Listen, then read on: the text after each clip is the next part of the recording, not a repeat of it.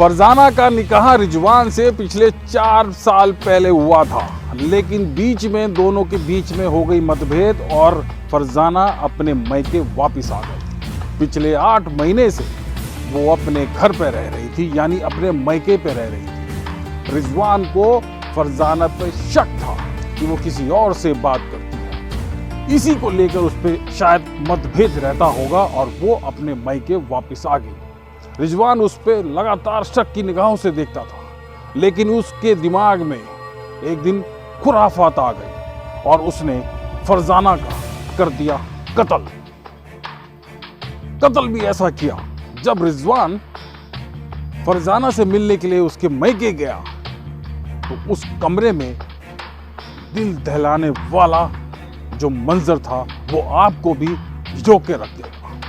वो उसके ऊपर बैठ के धीरे धीरे फरजाना की गर्दन काटने लगा था।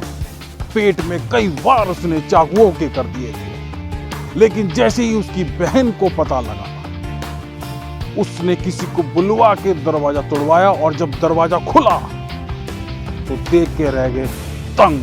फरजाना को आनन फानन में अस्पताल ले जा रहे थे, लेकिन बीच में ही फरजाना ने दम तोड़ दिया।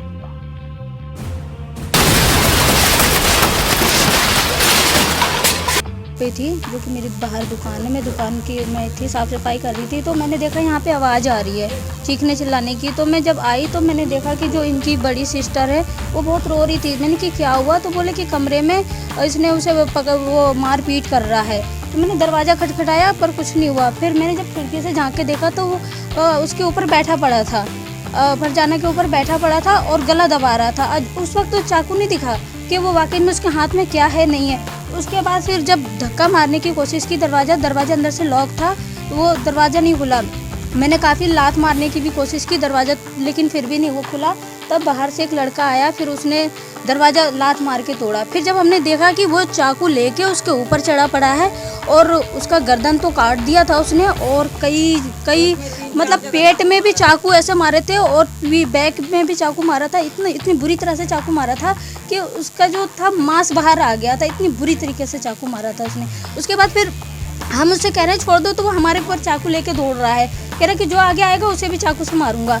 फिर इतनी देर में उनका जो भाई है वो आके उसे जबरदस्ती पकड़ लिया और उसे बीच बचाव में फिर सबने मिलके उसका चाकू छीना। और फिर लड़की को देखा, लड़की बहुत बुरी हालत में पड़ी थी। फिर वो एम्बुलेंस को फ़ोन लगाया, पुलिस को फ़ोन लगाया। उसके बाद जैसे तैसे बाइक में लड़की को उठा के फिर किच्चा सरकारी अस्पताल लेकर गए।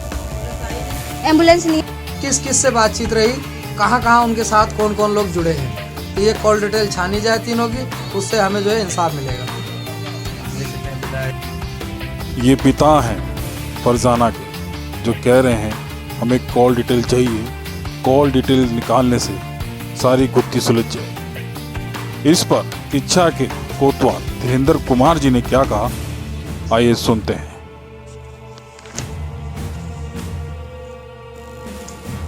ये आज दिन में हमें सूचना प्राप्त हुई थी कि पीको जो तोक है गोकुल नगर गांव का, उसमें फरजाना नाम की जो महिला रहती थी उसके पति द्वारा, जिसका नाम रिजवान अली है, उसने उसको चाकू मारकर घायल कर दिया है।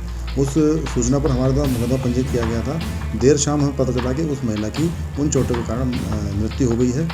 रिजवान अभी मौके से फरार था, तो उसकी गिरफ्तारी के प्रयास जारी हैं और चूँकि घायल महिला की मृत्यु हो चुकी है, इसलिए उस मुकदमे में धारा 302 की बढ़ोतरी करके वैधानिक कार्रवाई की जा रही है और गिरफ्तारी के प्रयास किए जा रहे हैं। कुछ लोगों के द्वारा बताया है कि दूसरों को भी सामना किया। हाँ, हमें ये भी सूचना प्राप्त हुई है कि कल रात इस रिजवान अली के द्वारा ही एक अरबाज नाम का लड़का था, उसके साथ इसका झगड़ा किसी बात पे हो गया था। तो वो झगड़े के दौरान इसने उसको भी चाकू मारा है। उसका इलाज भी सुशरा तिवारी अस्पताल हल्द्वानी में चल रहा है। उसकी तहरीर पर भी हमारे द्वारा मुकदमा पंजीकृत किया जा रहा है। इसके खिलाफ सख्त कानूनी कार्रवाई की जाएगी और इसे बख्शा नहीं जाएगा।